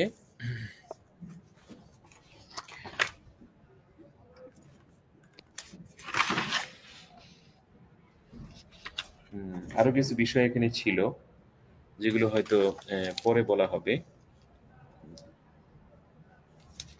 ঠিক আছে, তাহলে আজকে আমরা ওই এই পর্যন্তই।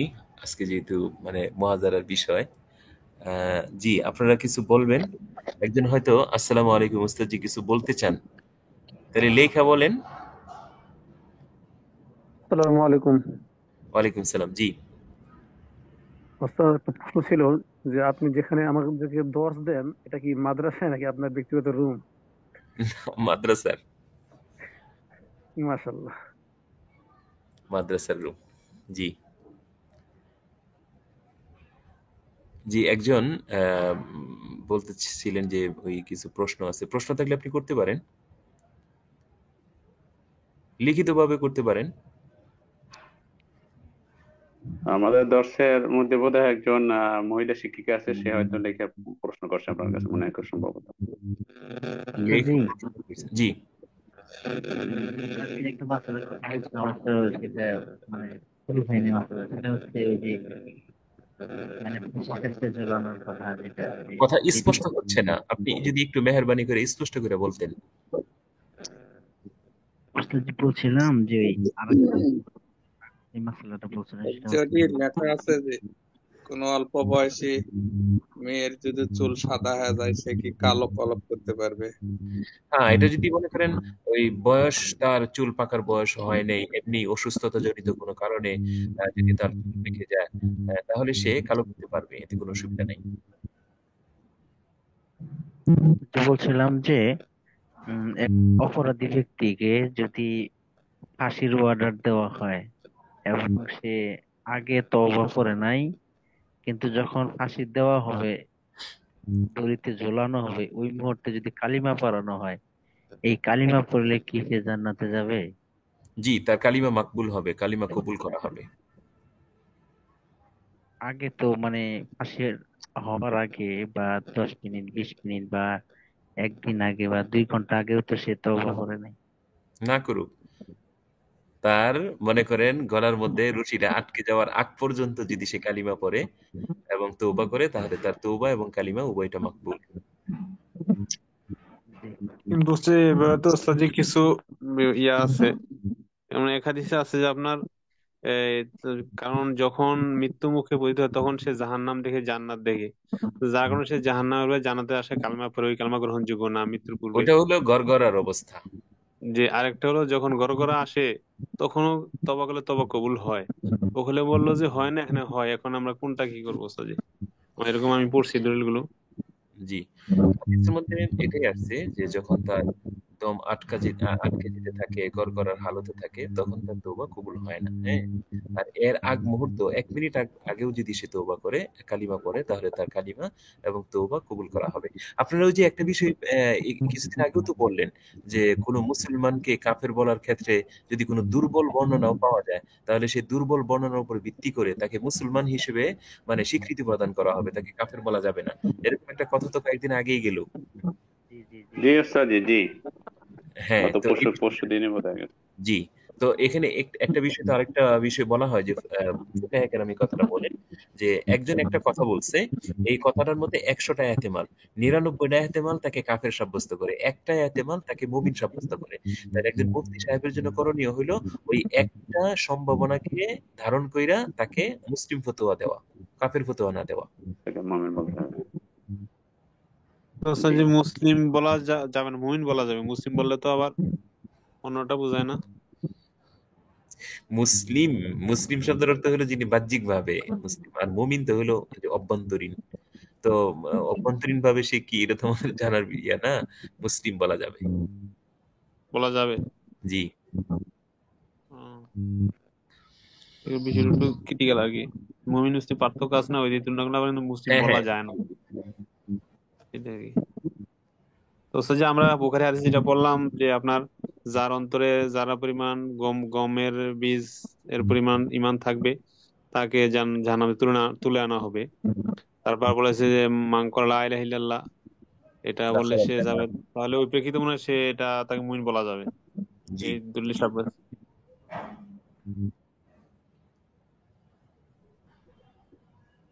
জি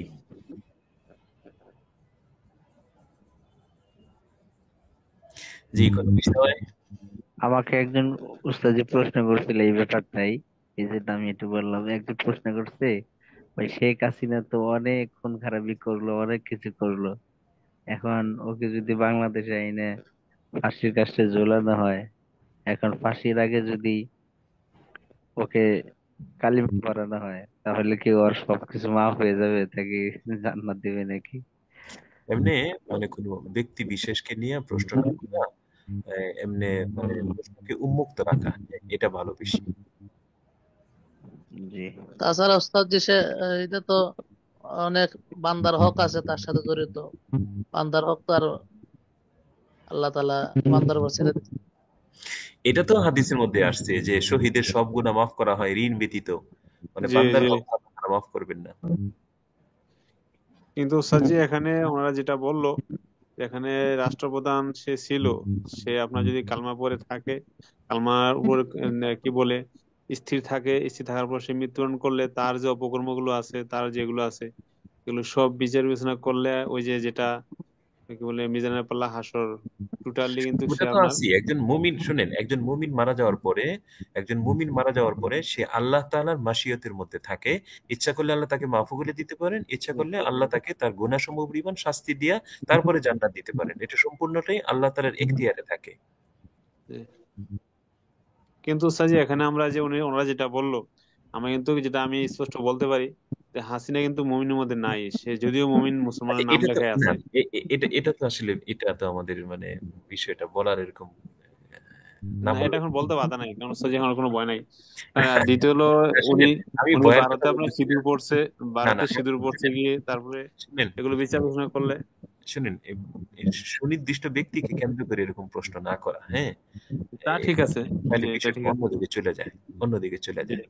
জি জি, এটা সেন্টার জন্য একটু প্রশ্নবিদ্ধ হয়ে যাবে। জি জি, এরকম না,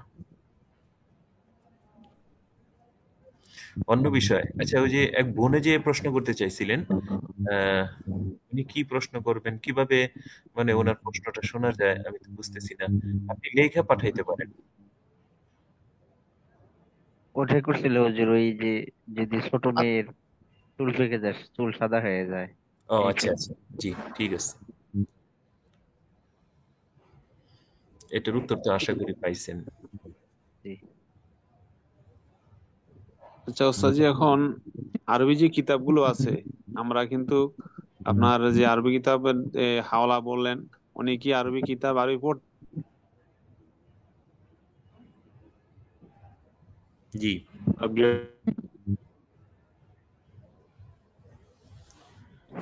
জি, আপনি আরবি পড়তে পারে না। আরবি আপনার বাবার্থ সবকিছু মিলিয়ে কিন্তু আপনার আরবি অর্থ ওঠানো খুবই কঠিন। জি এখন ফতুয়ার ক্ষেত্রে আমরা আরবি কিতাবগুলো দেখলে এখন আর ওটা বোঝার জন্য কোনো আদার্স কোনো সহযোগিতা আছে কিনা, আপনারা তো এগুলো পড়েন, কোনো বুদ্ধি টেকনিক আছে কিনা? কারণ এটা আমি ডোন্ট মাইন্ড ওস্তাদ জি, আপনি আমাদের ওস্তাদ যারা ইউনিভার্সিটি ছিল, আমি মিল্লাতে পড়ছি, তারপর ইংলিশ অনার্স করছি, টিচার অনেক সময় দেখা যায় নিজের অর্থটা উঠাইতে পারে না, অনেক গবেষণা করার পর তারপর অর্থটা উঠে আর কি। তো এরকম অবশ্যই আপনার টেকনিক অবলম্বন করেন, আপনার আমাদের ওস্তাদ অবশ্যই অনেক শিরতাজ মাথা তাজ, আমাদের অনেক উপরে, আল্লাহ আপনার এখানে দান করুক। আপনারা কিভাবে অর্থগুলো বুঝেন একটু টেকনিক বললে মনে হয় ভালো হয়, যে আমরা আরবিটা এভাবে সহজে বুঝতে পারি।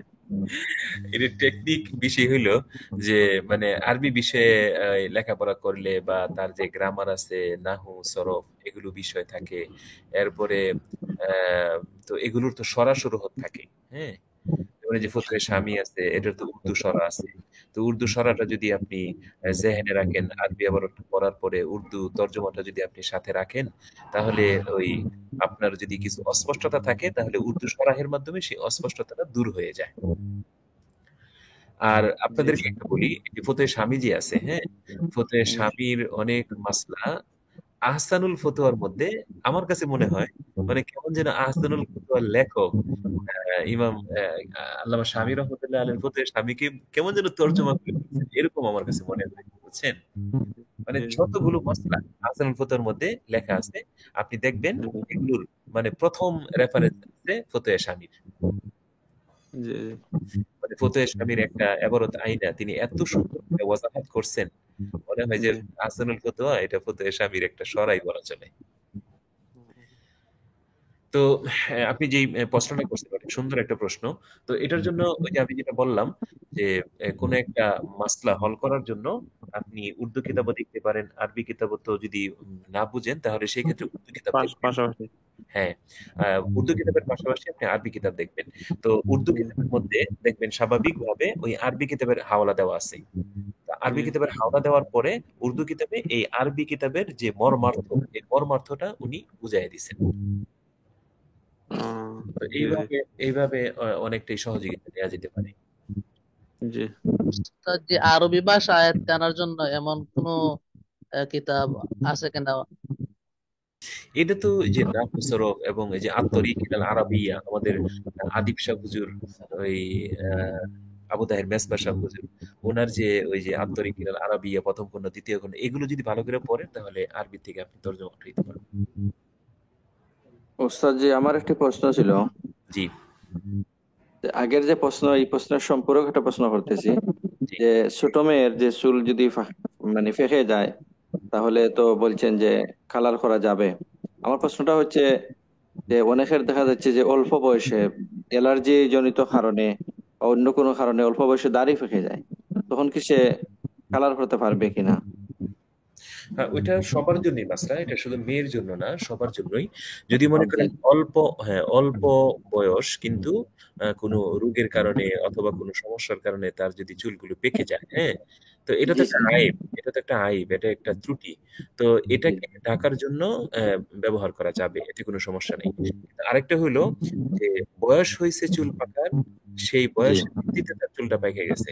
এখন যদি আপনি কালো কলপের মাধ্যমে চুলটাকে কালো করেন, তাহলে জি আপনার যে বয়স এটাকে কেমন যেন আপনি গোপন করতেছেন, আপনি মানুষকে ধোঁকা দিতেছেন, ওইটা শরীয়তে নিষিদ্ধ। জি জি ওস্তাদ জি।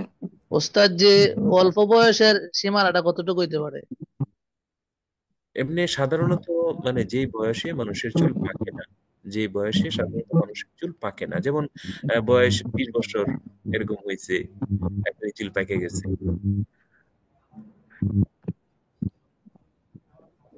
ওস্তাদ যে আবার লিখছে যে বড় মহিলা চুল পাকলে কালো করা যাবে কিনা, আবার না না লিখছে না, চ্যাটে। বড় বড় মহিলা যদি হয় তাহলে পারবে না। বড় মানে যে বয়সে চুল পেকে যায়, এরকম বয়সে যদি উপনীত হয় তাহলে ওই কালো খেজাব ব্যবহার করা যাবে না।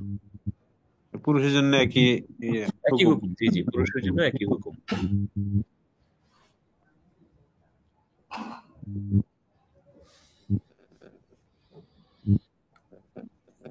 জি, তাহলে আজকে জি, আহ, আগে ওস্তাদ জি আরেকটি প্রশ্ন ছিল। জি যে আগে যে রিসালার কথা বলছিলেন যে মোকাম্মাল নামাজের মাসাইল, জি মানে জি, লেখকের নামটা কি যেন বলছিলেন, রিফাত আমি ভুলে কাসিমি গেছি। সাহেব, রিফাত কাসিমি সাহেব, জি, রিফাত, রিফাত কাসিমি। রিফাত কাসিমি না? জি জি, জি জি ওস্তাদ জি। আসসালামু আলাইকুম। ওয়ালাইকুম আসসালাম। জি ওস্তাদ জি, আমি রহমতুল্লাহ, একটা প্রশ্ন ছিল। আমি তো কম্পিউটার করি, এখান থেকে প্রশ্ন করা যায় না, বিভিন্ন প্রশ্ন থাকে, বলতে পারি না। জি আজকে আবার আমার নিজের মোবাইল দিয়ে ঢুকলাম আরই তো।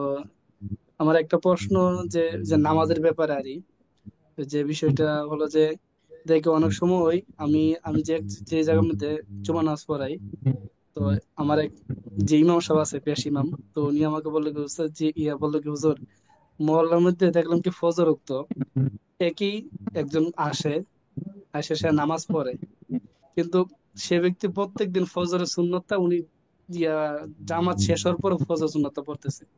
তো এরকম কি বিধান আছে, কিন্তু প্রত্যেকদিন এই কাজটা করতেছে, তো ওনার এই সুন্নতটা কি পরে কি জায়েজ হচ্ছে কিনা? আল্লাহ, সময় থাকতেও সে আগে পড়ে না, জি না। এটা কেমন কথা? এর নিয়ম তো হলো যে ফজরের আগের সুন্নত ফজরের আগে পড়া। তো জি জি ফজরের ফরজের পরে সূর্য ওঠার আগে কোনো নফল পড়ার অনুমতি নেই, সুন্নত পড়ার অনুমতি নেই।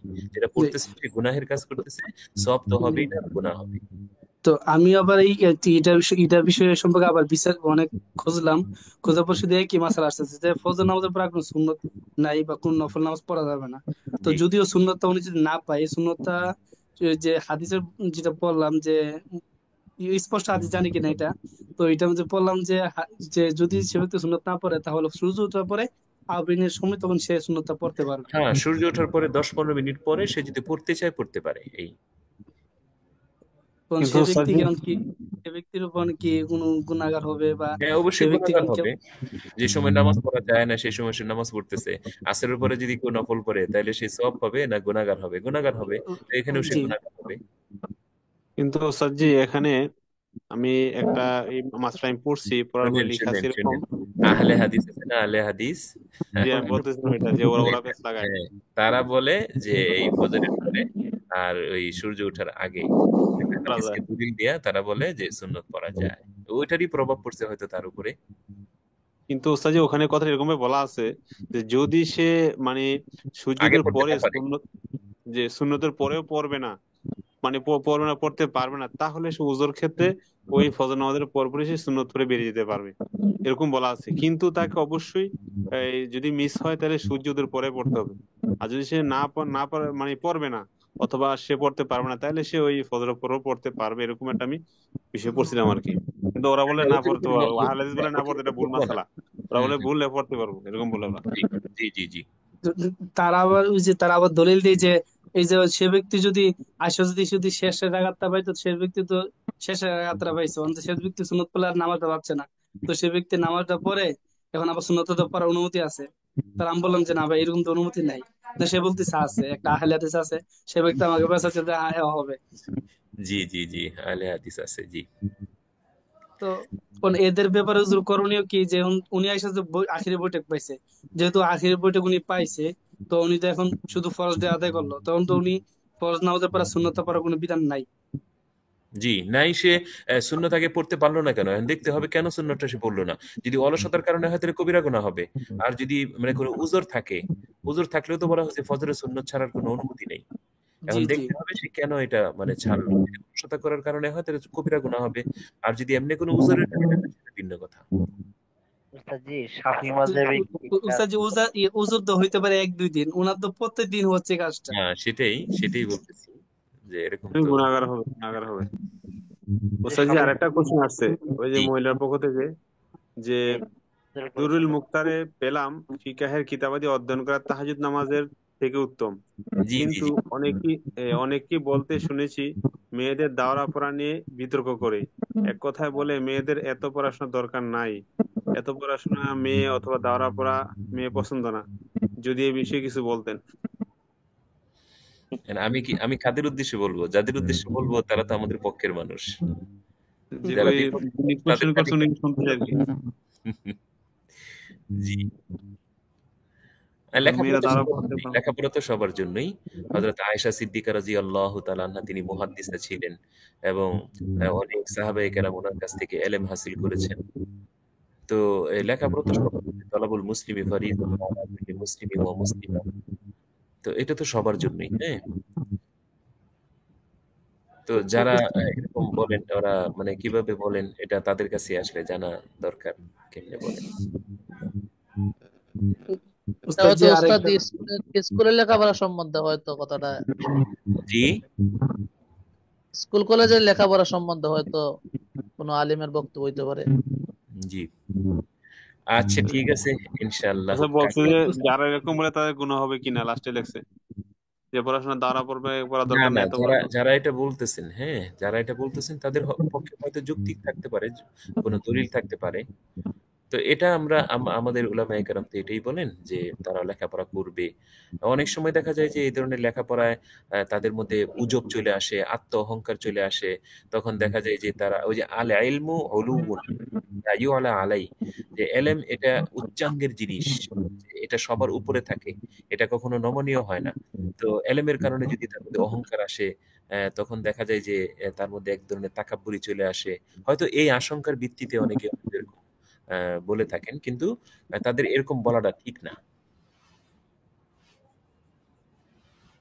আপনি আপনি হয়তো জেনে অবাক হবেন যে আমাদের মনসুরুল হক সাহেব সহ, হ্যাঁ, আরো অনেক বড় বড় উলামায়ে কেরাম এই বিষয়টাকে এভাবে নেন যে মেয়েদের এত বেশি লেখাপড়া এটা প্রয়োজন নাই। তো সুতরাং ওনারা যেহেতু বড় বড় আলেম, তো তাদের সম্পর্কে এরকম কথা বলা এটা ঠিক হবে না যে তারা গুনাহগার হবে কিনা, এরকম বলার আমাদের সাহস নাই। তারা যে বলতেছেন তাদের কথারও যৌক্তিক আছে, বুঝছেন? জি জি জি। জি যে উস্তাদ, যে অধিকাংশ আলেমাদেরকে এরকম পাওয়া যায় যে তারা একটা ভূমিকা দেখায়, বা অধিকাংশ ক্ষেত্রে পাওয়া যায় এটা। কিন্তু সজ্জাবে এটা তো আছে যে আপনার দিন এলেম শিক্ষাগুলো ওই যে আমল করতে নাও পারে, তারপর তার গুনাহ মাফ হয়, সগীর গুনাহ মাফ হয় এলেম শিক্ষা অর্জন করলে। গুনাহ মাফ করতে অহংকার কবিরা গুনাহ করে লইতেছে। ইয়া, না, এইভাবে কথা না বলি, তখন মানে একটা গোষ্ঠীকে অপমান করা হইতেছে, এরকম এরকম ভাবে কথা না বলি। উস্তাদ না জি অথচ একটা একটা অহংকার তো প্রশ্ন ছিল। ব্যক্তিগত ব্যাপার, অহংকার তো ব্যক্তিগত ব্যাপার, এটা সবাই করে, পুরুষ থেকে অহংকার করে না, ওরা তো করে। জি আচ্ছা, তো ঠিক আছে, কালকে উস্তাদ ইনশাল্লাহ জি আবার কথা হবে। জি একটা প্রশ্ন ছিল উস্তাদ জি। জি ইয়া, উস্তাদ জি আমরা তো জানি যে ওই যে কবরস্থানে কোরআন তেলাওয়াত, এটা এমনি বা জরুরতে দ্বারা সেটা পড়া যায়, যদি আমরা এমনি সপ্তাহ বা মাসে 1-2 বার পড়লাম। এখন যদি এটা তো জরুরত করে প্রত্যেক দিন পড়া হয়, তো সকালে গেলাম, জোহর পরে গেলাম, মাগরিব পরে গেলাম, এরকম যে তারা করে, এটা কোনো ইয়া আছে হুজুর? কোনো হ্যাঁ, স্পষ্ট এটা তো দলিল আছে? ইসলামের সওয়াবের যে নির্দিষ্ট পদ্ধতি, হ্যাঁ, নির্দিষ্ট তো কোনো পদ্ধতি নেই যে আপনার একেবারে কবরস্থানে গিয়াই পড়তে হবে। এটাকে যদি কেউ লাজেম মনে করে, জরুরি মনে করে, তাহলে তো বেদাত হয়ে যাবে। জি জি। জরুরি এবং হুম, আবশ্যক মনে করলে বেদাত হবে, এই প্রক্রিয়াটা এরকম হবে। আর যদি মনে করেন জি জি। এটা আবশ্যক মনে না করে এমনিই হয়তো বাবা মারা গেছে, হয়তো এক দুই দিন তার মনের মধ্যে আবেগ কাজ করে, এই জন্য হয়তো গেছে, তো এটা জরুরি মনে করতেছে না, তার আবেগ থেকে মানে যাইতেছে। সে ব্যক্তি দেখতেছে কি যে ফজর পরে যাচ্ছে, এই যে মাগরিবের পরে আসার পরে প্রতিদিন গিয়ে আসে ওখানে কোরআন তেলাওয়াত করতেছে। তো আমি বললাম কি ভাই, এটা তো জরুরতের জিনিস না, আপনি তো তাহলে মসজিদে বসে করলে হয়ে যাবে, আপনার বাড়িতে বসে পড়লে হবে। আপনি যদি এরকম ভাবে বারবার আসেন বা কবর ইয়া করেন, তাহলে আপনি এটা মানুষের কাছে এটা প্রচার করতেছেন যে এটা করতে হবে, না করলে গুনাহগার হবে, অথচ আপনি একই কাজটা করতেছেন কবরস্থানের সামনে দাঁড়ায় সেরা। জি। অথচ উনার কোরআন তেলাওয়াত তো সই না। স্যার, যে আমি কোরআন তেলাওয়াত তো শুনছি, উনার কোরআন তেলাওয়াত তো সই না। তো আমি বুঝালাম, বলতেছে না এটা এটা সহি। তারা আবার ইয়াকে, ওই যে তারা আবার ইয়া করে, ওই যে কি জানো এদেরকে এতাআতি এতাআতি করে আরই। তো এরা আবার আলেমদেরকে মানতে চায় না। তারা পরে সেদিন ওই আমার এক মহল্লার মধ্যে, আমার যে মসজিদ, মসজিদের মধ্যে ইয়ে আসছিল, এতাআতিরা আসছিল। সেরা আয়সা বলে কি, আলেমরা এত জানে না, তারা আলেমদেরকে বিভিন্ন কথা বলতেছে। তখন আমি ওই নামাজ পড়ছি, নামাজ পড়ার পরে আমি বলতেছি কি, আলেমরা যদি না জানে তাহলে আপনারা জানেন বেশি। কোন আলেমরা তো তাবিক করে না, তো এরা জানবে কোথায় থেকে? তো আলেমরা শুধু পড়ছে কিন্তু তারা তো জানে না। আমরা এগুলো প্র্যাকটিক্যাল জানি, তারা প্র্যাকটিক্যাল জানে না। তাহলে আপনি আমার থেকে নামাজ বেশি জানেন, আচ্ছা তাহলে আপনি সূরা ফাতিহাটা বলেন। আমি বলছি সূরা ফাতিহাটা বলেন। সে আর লাভ করে চুপ হয়ে নিছে। আমাকে চুপ হয়েছে, বলেন সূরা ফাতিহা আপনি পারেন, বলেন, আপনি তো আলেম থেকে বেশি জানেন। তো রাহুল চুপ হয়েছে, বলতেছে কি হুজুর, আমরা এগুলো সম্পর্কে বেশি একটু জ্ঞানী না। তো আপনি বললেন কোন আলেমরা প্র্যাকটিক্যাল ভাবে তারা পড়ছে কিন্তু জানে না, আর আমরা প্র্যাকটিক্যাল ভাবে জানি। তিনি আবার এটা বোঝাইতেছে ওনাদেরকে। আমরা বলছি আপনি এতাহাতি করেন, এই জন্য আলেমদের বিরুদ্ধে কথা বলে। আচ্ছা, ঠিক আছে, জাযাকাল্লাহ। আসসালামু আলাইকুম ওয়া রাহমাতুল্লাহ।